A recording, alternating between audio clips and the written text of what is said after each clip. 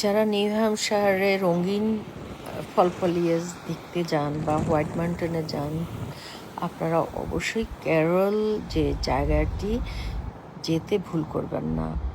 অসাধারণ একটি জায়গা। আসসালামু আলাইকুম ভিউয়ার্স। আমার বাসা যেহেতু নিউ হ্যাম্পশায়ার থেকে একটু কাছেই, ধরেন যেতে প্রায় 1-1.5 ঘন্টা 2 ঘন্টা লাগে। আমি প্রতি বছরই চেষ্টা করি যেখানেই যাই এই জায়গাটি স্টপ বাই করতে। দেখেন চারিদিকে পাহাড়, পানি, রঙিন সব কিছু মিলেই এর মুগ্ধতা। অসাধারণ একটি জায়গা এবং স্টপ বাই করে আপনি যদি কিছুক্ষণ সময় কাটান, চা পানি নিয়েও আসেন, এখানেও আশেপাশের জায়গা আছে, বসার জায়গা নিয়ে আপনি সুন্দর সময় কাটাতে পারেন। তো সুতরাং আমার এটা হচ্ছে একটা টিপস। তো ভালো থাকবেন এবং আশা করি পরবর্তীতে দেখা হবে।